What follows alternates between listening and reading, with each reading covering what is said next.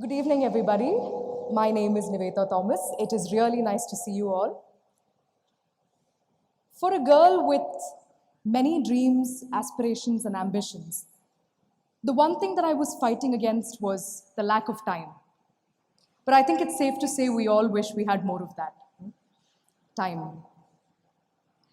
As our lives and everything around us seems to be moving, seems to be like somebody played a tape recorder, pressed the fast forward button and left it that way.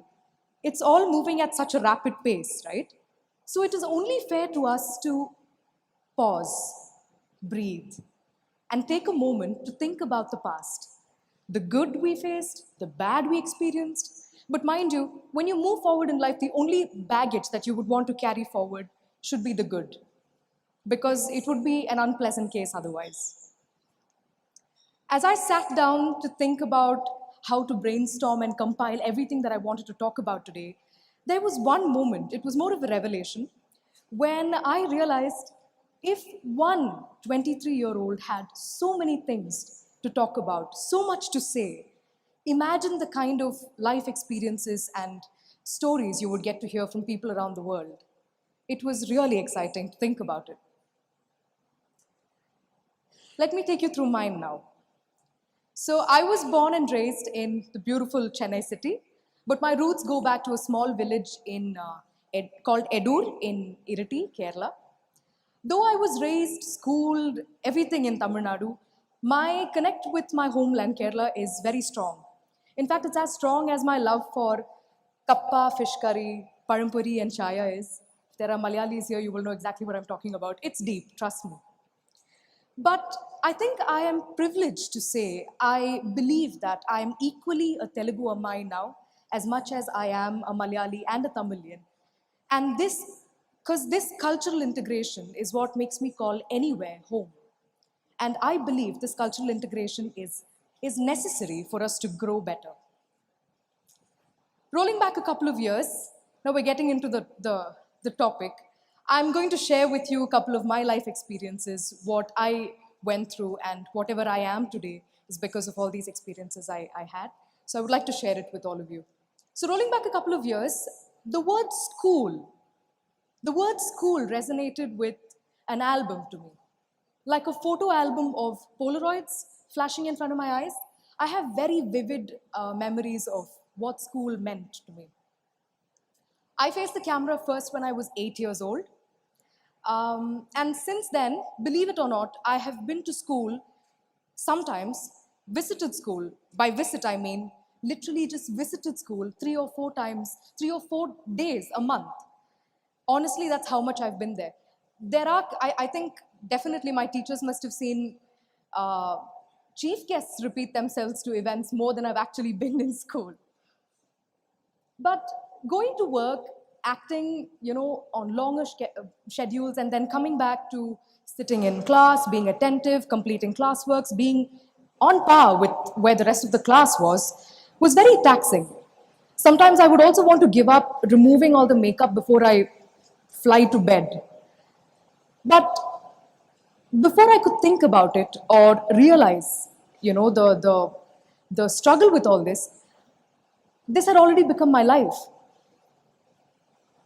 So, as a kid, I remember I wanted to take a moment to decide on few things before I proceeded forward. I wanted to draw a line between work and study. That's what I wanted to do. It sounds like a very, very simple idea, but trust me when I say this, it required a battalion of people to execute. I needed my teachers, my principal, my friends from workplace, my friends from school, my producers, my directors, all my technicians, and my family more than anything. And today, when I look back and think about it, I have been more than blessed. I feel like I've been blessed more than required to have had them all. In fact, my school was so supportive. My principal, Brother George, was so supportive of me going to ACT that the 3 or 4 days that I would go to school, he would look at me and be like, "Oh, Nivetha, you're here. When are you going back to work?" I was like, "Let me," and my timing was so off. The 4 or 5 days that I got to be in school, was when I had my math test. Don't even ask me about it. I've also played stunts where I have fever and I want my mom to take me back home just once. But yeah, I've done that, sadly. School was a bundle. School was what set my foundation. The base of the base for me is so strong, and I can so happily say that my character and my personality, anything to deal with the development of my personality, I owe it to my school, and I can't thank or talk enough about the importance of holistic education that I received from school.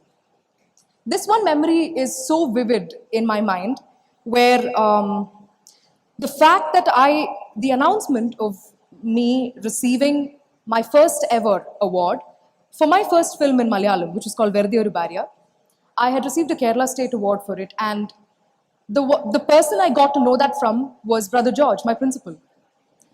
I was in the school ground practicing long jump or something for the sports day, all muddy and dirty.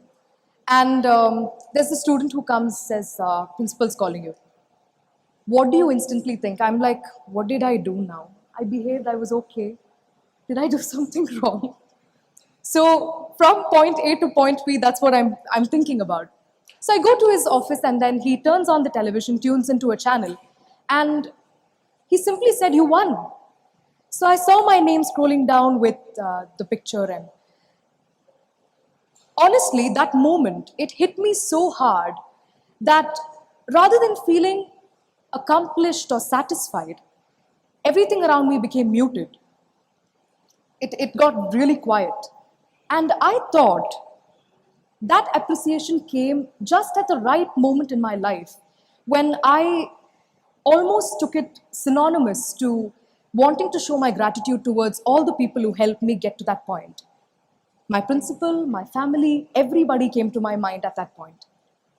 It was just so special, and that episode ended with, like in my mind, it was like all my teachers congratulating me and seeing them celebrate and seeing them feel so joyous about me achieving something was validation to me that all that hours and days of hard work, doing what I loved doing, was absolutely worth it.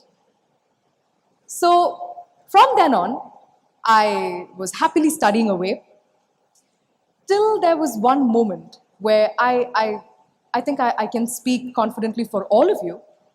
There's that one moment in your school life when we feel something completely brand new. This is exactly after I finished my 12th grade, which for some reason at this point in time, it feels like a danger zone. That's how it's made to be felt, like a danger zone. When I crossed that state, I was posted with a very, very, very difficult question. What next? Honestly, this is how it was in my mind. The room got extremely dark. There's a focus light on you. All your relatives start becoming active again, even distant ones. Your parents are alert. Your siblings, and if you have younger ones, a sister or a brother, he or she is suddenly looking up at you thinking, what are you going to do? Who are you going to be? What do you want to become? What do you want to become? Who do you want to be in life? Like, do this as an exercise. Just go home and say this question 3 times and you'll want to sit down. Because I've never been able to answer this question. Who do you want to become? What do you want to become in life? It's an incredibly heavy question, which I feel requires a lot of thinking and a lot more living to actually figure out. So at that point, I had to choose between walking a trodden path or an untrodden path. Either you work in films or you study something, you specialize in some field and become something. But I chose to walk in between. Yeah, I did. Back then I didn't know. I remember telling my parents, Amma, Daddy, I want to work as I'm studying. And I remember them looking at each other and they were like, well, if you can manage, then we don't have a problem with it. Because honestly, this decision was taken by me, honestly, because I couldn't imagine myself doing just one of it. Because most of my life I've been working and studying together, so I just couldn't think about choosing one. From that point on, everything moved so fast. It moved literally like this. I moved on from wanting to study aerospace engineering to joining university to study 5 years of architecture. Don't ask me how that happened. That happened. So, when this fairy tale of school life was just ending, the actual picture came into my life when I started college. College came in like a royal entry, it had a royal entry. College sort of feels like us going to watch a Rajnikant film first day, first show. You have this unexplainable high. You don't know what you're feeling. You suddenly feel like an adult. You're given a car. You can drive yourself to college. School, it's only cycling and auto man. Remember my van driver who drove me for 14 years, and suddenly you have a car. You have a place to park your car. And then you're no longer wearing uniforms. It's so exciting, you feel like you're an adult and you have responsibilities. And honestly, no money can ever buy the experiences that I had or the lessons I learned during college. The 5 years of me studying in that institution and moving around with the people there, it taught me more about myself than anything or anybody could have ever taught me. College was fun, but architecture did not serve it easy for me, or for any of my classmates for that matter. I was visibly struggling. At this point, I had a lot of struggles with having to manage minimum attendance required to appear for exams, struggling with trying really hard to perform well, struggling with completing designs on time, struggling to be on par with where the rest of the class was. This was extremely taxing. It was. But while also listening to script readings, and there were a lot of narrations happening, which I would okay at one point so that I can work on those films when I had my semester vacation. So this is how my pattern in college life was. All this was happening, but the real struggle was inside me. I was constantly at war with my mind. I was struggling with exaggerated thoughts. I was fighting against stress more than the physical exhaustion. I was fighting against stress, strain, fear, doubt, overthinking, procrastination, and also extreme self criticism. All these were emotions I was not prepared to face. I was not prepared to handle. Nobody taught me in school or anywhere to learn how to handle these things. And all I would do is sometimes just break down and cry. Would that make me feel better? Sometimes, but not really. I would not know what to do. When I was in a point that way, um, it was extremely difficult. Now, when I think about that phase between 2013 and 2018, happily thinking about it, I often think, how did I even get through? How did I get through that point? How did I go through from semester to semester? How did I even do that? I think about it. And there were a couple of things that came to my mind. Was it the way I was so warmly welcomed into a whole new industry, the Telugu industry, which happened during my second year of college? Or was it the kind of appreciation that I and my team received for films like Gentleman and Ninnukori and everything that followed? Was it the radical thinking of my mum and the constant support she gave me? Was it the difficulty with which my father moved so far away from family to work for the family, earn money for the family, keep us in good shape, while he missed us so much and still worked with so much of conviction? Was it seeing my brother live his life like there's no tomorrow, so happy? Was it seeing my friends, though they were having struggles of their own, working extremely hard, toiling rigorously to make sure that they accomplished their dreams while helping me out too?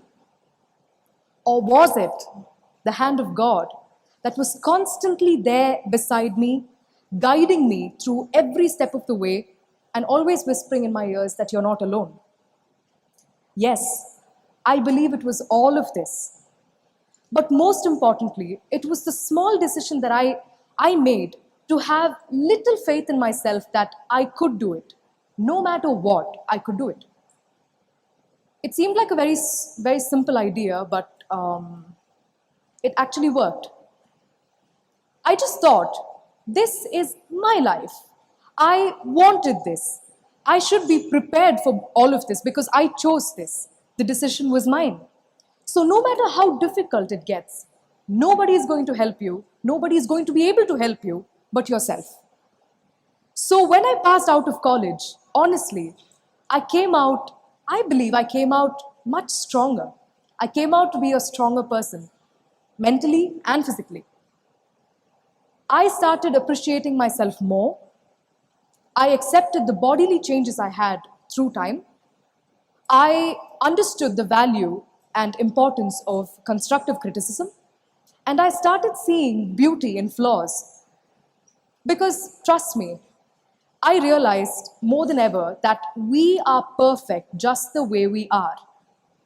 We don't realize it. We are perfect just the way we are. And boys and girls, please don't bend your knee to satisfy societal standards.